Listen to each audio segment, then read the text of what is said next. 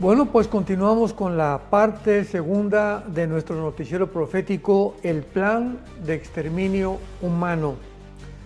Pudimos ver en la primera parte muy claramente de qué forma 4 filosofías o 4 principales ideologías han influido desde los últimos 2 siglos el pensamiento del ser humano en el siglo XXI. No cabe duda que nos encontramos en un punto de la historia donde se llegó inclusive a pensar en la última pandemia, comenzando en el 2020, que íbamos realmente a ser exterminados. El plan que se llevó a cabo, que se desarrolló, fue el famoso plan de las vacunas. Pero vamos a regresar un poco más a la historia para poder encontrar claramente la razón de por qué el ser humano se encuentra en la condición de pensamiento, en la forma de su filosofía, en la forma de su conducta que tiene en el siglo XXI. El antisemitismo, por ejemplo, es la ideología que quiere destruir la democracia, establecer el totalitarismo y esclavitud a todo el mundo. Esta es la razón por la cual los nazis quisieron exterminar, controlando a los judíos, además de asesinar a más de 64 millones de personas no judías también, influenciando por quién, lo vamos a ver más adelante.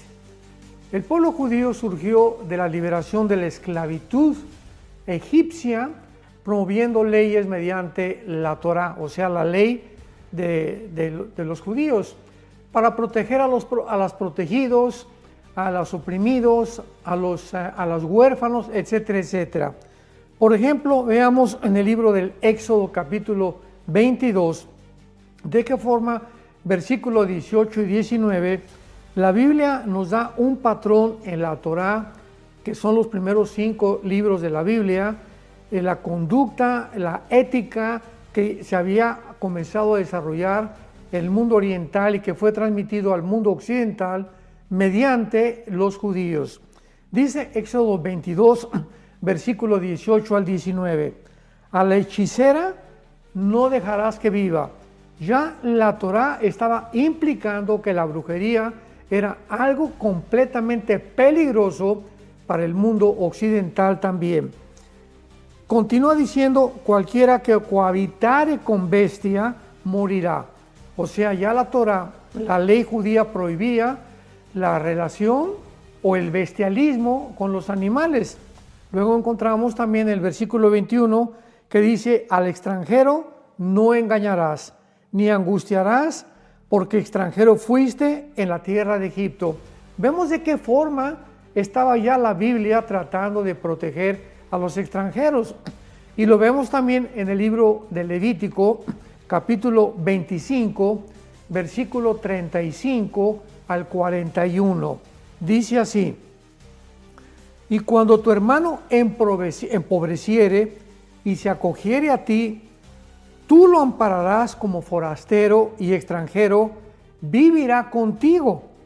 No tomarás de él usura ni ganancia, sino tendrás temor de tu Dios y tu hermano vivirá contigo. No le darás tu dinero a usura, ni tus víveres a ganancia.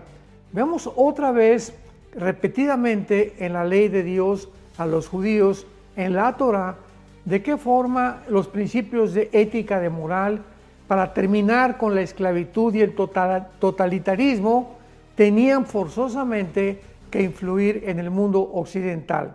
Ya había leyes para proteger sexualmente, leyes para proteger la higiene, leyes para proteger a los desprotegidos, etcétera, etcétera.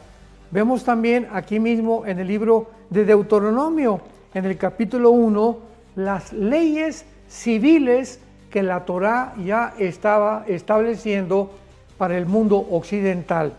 Dice en Deuteronomio 1, versículo 15 al 17, las órdenes que Dios le da a Moisés.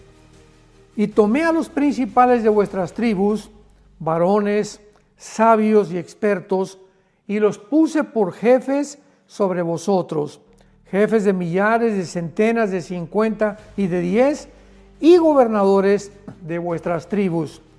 Y entonces mandé a vuestros jueces, diciendo: oigan entre vuestros hermanos y juzguen justamente entre el hombre y su hermano y el extranjero. No hagan distinción de persona en el juicio. Así al pequeño como al grande oiréis. No tengan temor de ninguno, porque el juicio es de Dios. Y la causa que les fuere difícil, la traerán a mí y yo la iré. Estos principios se encuentran en las leyes de la abogacía. Vemos nosotros de qué forma los abogados tienen la representación de una mujer con los ojos vendados, con una espada en la mano y una balanza en la izquierda. Y cuando hacen un juramento, ¿verdad?, para poder defender al desprotegido sin tener que ver si es pobre o es rico. ¿De dónde vinieron esos principios? Pues vinieron de la Torá, de la ley judía.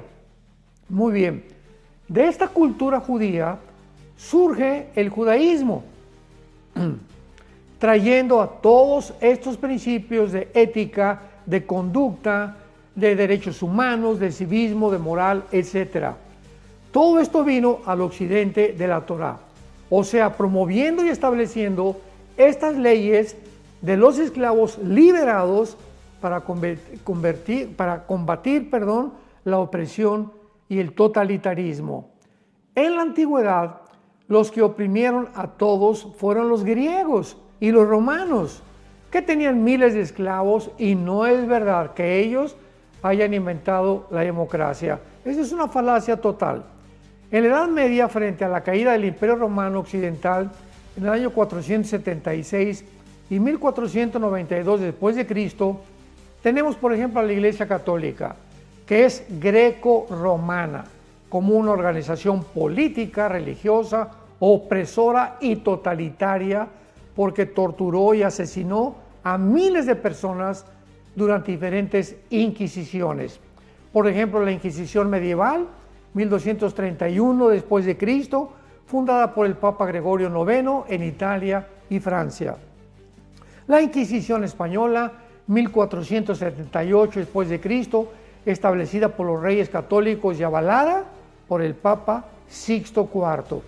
Y en tercer lugar, la Inquisición romana o el Santo Oficio, 1542, por el Papa Paulo III, que procesó a Galileo Galilei en el siglo XVII. No cabe duda que el impacto de la Biblia en la historia ha sido asombroso. Por esto, la Iglesia Católica Romana mandó prohibir la Biblia, porque nadie hablaba latín en ese tiempo más que los curas. Fue después de la Reforma Protestante, 1517, cuando el monje Martín Lutero clavó sus 95 tesis en la Catedral de Wittenberg, en Alemania, que la Biblia comenzó a ser traducida por primera vez en idiomas europeos. Y hasta el año 1661-62 del siglo pasado, del siglo XX, el Papa Juan XXIII, en el Segundo Concilio Vaticano, fue el primer papa que permitió que la Biblia se leyera sin el permiso o el imprimatur de Roma. Una vez que la gente comenzó a leer la Biblia, comenzaron las revueltas contra los gobernantes que los oprimían, y por consecuencia de la lectura de la Biblia, finalmente se produjeron las democracias del occidente. Lo que los occidentales valoramos como la libertad de expresión, de prensa, de pensamiento, de separación, iglesia-estado, ¿de dónde creemos que provienen? Provienen de la ética, moral y legalidad política de la Biblia. Actualmente, todos los opresores o gobiernos totalitarios son por lógica antisemitas, porque precisamente es con lo que quieren acabar con todos los principios judeocristianos que estorban el globalismo, la Agenda 2030, la familia cristiana, el matrimonio bíblico, los dos únicos géneros, las democracias etc. Pero saltemos ahora a la Segunda Guerra Mundial con Hitler y los judíos. La eugenesia fue la clave de cómo vivirían y morirían los judíos en el Tercer Reich. De acuerdo a los preceptos nazis, los judíos habían heredado, escuchemos, biológicamente una naturaleza enfermiza que transmitían de generación en generación. Todos los judíos que tenían, aunque sea una sola gota de sangre de sus abuelos, se convertían inmediatamente en enemigos del régimen nazi.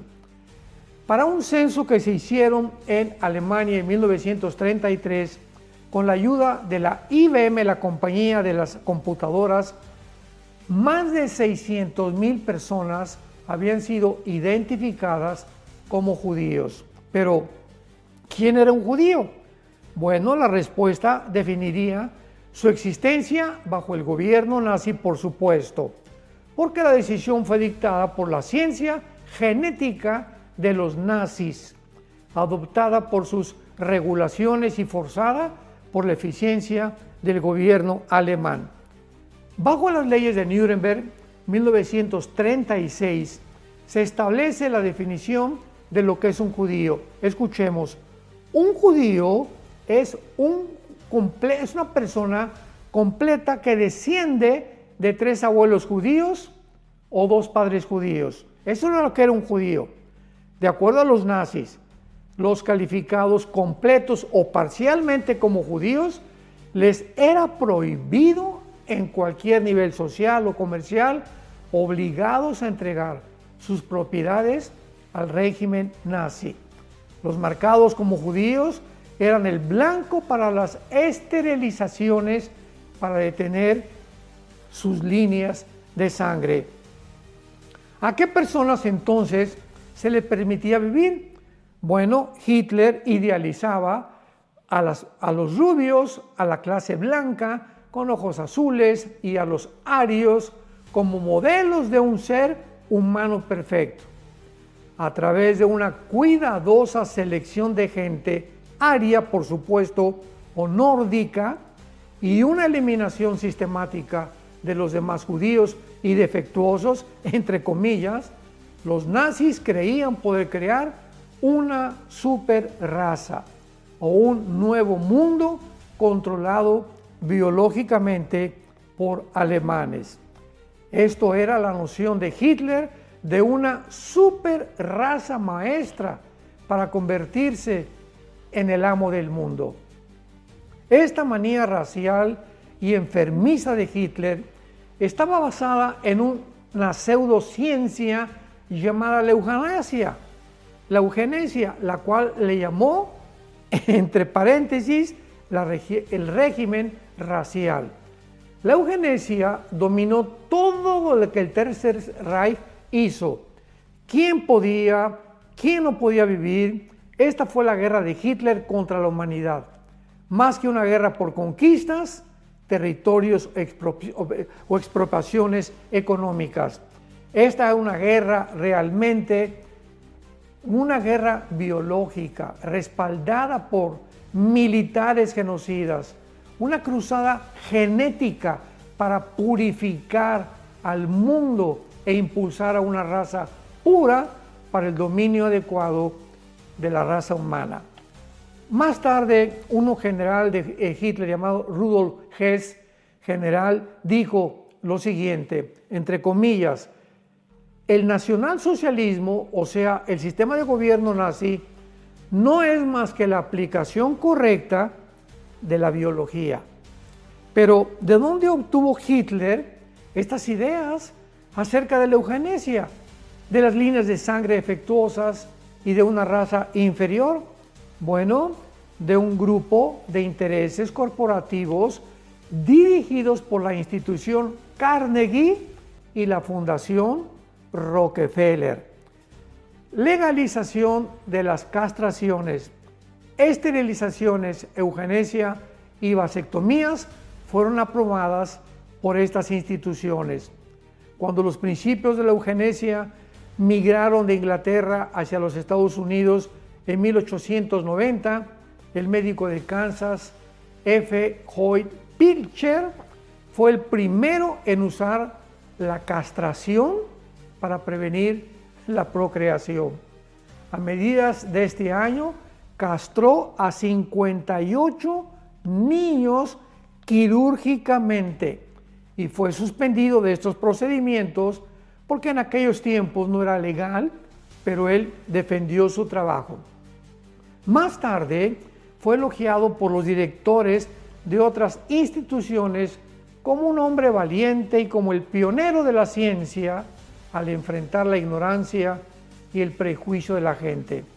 Más tarde otro médico, el doctor Harry Clay Sharp, del Reformatorio de Indiana, 1895, realizó castraciones a muchos reclusos para curarlos de la masturbación.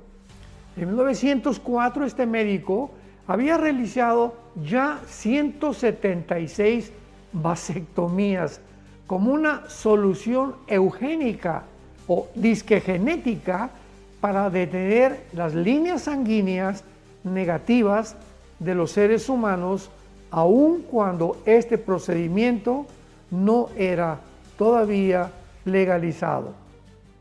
En 1899, el doctor Albert Ochsner, cofundador del Colegio Americano de Cirujanos en Chicago, realizó vasectomías obligatorias a muchos prisioneros para, entre comillas, eliminar a los criminales habituales de la posibilidad de tener hijos. Pero no solamente quiso eliminar a los prisioneros, sino también a indigentes tontos, imbéciles y ebrios crónicos. En 1907, la esterilización se hizo legal en el estado de Indiana y en 1909 los estados de Connecticut, Washington y California legalizaron la esterilización eugénica para supuestos, entre comillas, criminales habituales, impedir líneas genéticas negativas y prevenir la procreación para mejorar la raza. Nueva Jersey lo hizo en 1911 y Nueva York en abril de 1912. Desde luego que todo esto tenía la misma meta: mejorar la rama completamente de una forma científica, por el amor de Dios. Más tarde, las famosas universidades como Harvard, Princeton, Yale, la de Chicago, incorporaron cursos de eugenesia en su currículum. Para 1914, más de 44 instituciones académicas ofrecían instrucciones de eugenesia y en 1924, cientos más de universidades en Estados Unidos y en Europa incorporaron y alcanzaron a más de 20,000 estudiantes anualmente.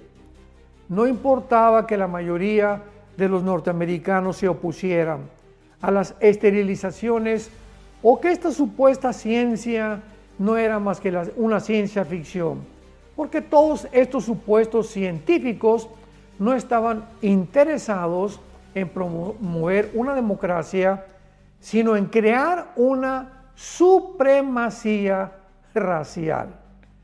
Desde luego que los eugenistas no buscaron la aprobación de las masas, sino que la buscaron en los poderosos, los ricos, en los políticos, en los influyentes, para hacer su guerra contra los débiles y contra los indefensos.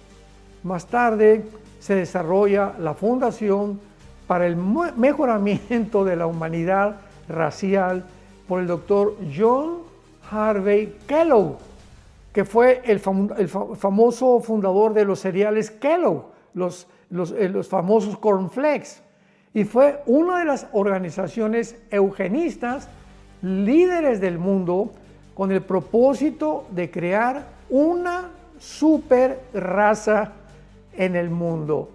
El doctor Kellogg anhelaba una raza blanca, europea, para establecer una raza humana mejorada. Con todo esto y esta historia nos muestra claramente a dónde nos encontramos actualmente en el siglo XXI, damas y caballeros, santos de Dios. Nos encontramos en un mundo donde, por ejemplo, en este siglo XXI, el famoso Foro Económico Mundial que se lleva a cabo en la ciudad de Davos, Suiza, cada año, donde asisten científicos, políticos, diplomáticos, expresidentes, etcétera, etcétera, se dedican a reunirse. ¿Con qué propósito creen ustedes? Con el propósito de comenzar a pensar, a planear lo que vamos nosotros, los seres humanos en general, a cómo pensar y cómo vamos a actuar el año que entra.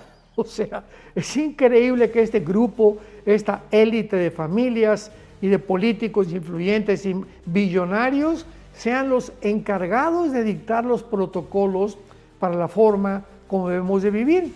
Y este ejemplo lo tuvimos en el año 2020, 21, 22 y 23, en la famosa pandemia, porque nos podemos preguntar quién dictaba los protocolos para que en México todo el mundo usara una bufanda, para que en México no se metieran a las playas, no usaran los gimnasios, hubiera confinamientos, y los mismos protocolos fueron dictados en Estados Unidos, en España, en Inglaterra, en todas las naciones. Pero estos protocolos no venían de los presidentes de cada nación, venían de una organización no gubernamental, la OMS, o la Organización Mundial de la Salud, dirigida por un hombre, Bill Gates, y por el director Tedros, que era un nazi de la nación de Etiopía, completamente de izquierda. Así que todos estos protocolos fueron influidos por un grupo de, entre comillas, científicos, que no fue más que ciencia ficción lo que ellos querían lograr. A través de las vacunas, experimentar genéticamente para comenzar a disminuir la raza humana. No fue hasta hace un año, ¿verdad? A finales del siglo XX, principios del siglo XXI, que hemos comenzado a escuchar miles de atletas, miles de jóvenes, miles de personas que caen muertas de ataques al corazón, embolias cerebrales, niños que están muriendo como resultado de los famosos experimentos con las vacunas que comenzaron en la famosa pandemia. Así que nos encontramos en un mundo donde hay un plan malévolo de exterminarnos, de terminar con la raza humana. Pero como no lo pueden hacer de una sola vez, lo están haciendo progresivamente, de una forma, entre comillas, científica, a través de experimentos, exactamente como lo hicieron con las esterilizaciones, con las castraciones, con la vasectomía del siglo XIX, que comenzó en Inglaterra, que emigró a los Estados Unidos, que comenzó a dispersarse por todas las universidades, por todos los centros universitarios, por todos los centros de estudio científicos avalados por compañías multimillonarias, como vuelvo a repetir, como Carnegie y como la Fundación Rockefeller y la Fundación Rothschild, que fueron fundaciones millonarias que continuaron financiando todos estos experimentos. La Biblia dice claramente que la humanidad terminará exactamente de la misma manera. Muy pronto va a surgir un hombre llamado el Anticristo, que va a controlar el mundo a través de la economía, mandando una marca a todos los seres humanos con el 666, que lo explica la Biblia en el libro del Apocalipsis capítulo 13. Y a través de esta marca nadie va a poder comprar ni vender sin que no esté marcado. De esta forma, todos los que no estén sometidos bajo un gobierno totalitario, un gobierno completamente opresivo, un gobierno que dirige a la humanidad a esclavizarnos, como ya lo estamos viendo, va a ser pasado por la muerte. Serán muertos todos aquellos que se nieguen a recibir la marca del anticristo y que no se sometan a este futuro gobierno totalitario mundial. Vemos pues de qué forma es clara la comprensión. Actualmente la Agenda 2030, el famoso globalismo, tienen un propósito: terminar con la familia cristiana, terminar con los principios que se encontraban en la Torá, en la ley judía, en el Nuevo Testamento, porque son principios de ética, son principios en contra de la esclavitud, en contra de la opresión, en contra de los gobiernos totalitarios, por lo cual es lógico, lo tenemos que entender, es lógico que quieran acabar con estos principios porque son los que detienen, los que estamos de alguna forma impidiendo que toda esta gente diabólica se desborde y nos lleven antes de tiempo a esta terminación final de la historia humana. Así que nosotros tenemos que ser valientes, es el tiempo de hablar con la verdad, es el tiempo de entender lo que está pasando en el mundo, es el tiempo de buscar a Dios con todo el corazón, de abrir la Biblia y descubrir en este libro maravilloso, sorpresivo, espectacular, milagroso, de qué forma ha transformado la humanidad. Repito, no fueron Grecia ni Roma los que implementaron la democracia. Todos estos principios de ética, de valores sociales, políticos, higiénicos, provienen de las Sagradas Escrituras. Por eso es el enemigo del maligno, es el enemigo de los gobiernos totalitarios, y a través de esta implementación, con todas estas medidas que ya lo pudimos ver por primera vez experimentadas en la última pandemia, tienen el propósito de terminar con la Iglesia, con el cristianismo, con los valores éticos y morales.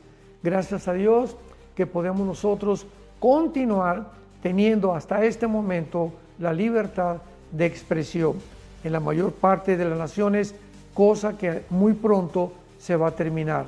Pero es importante recordar claramente cuál es el mensaje central de la Biblia.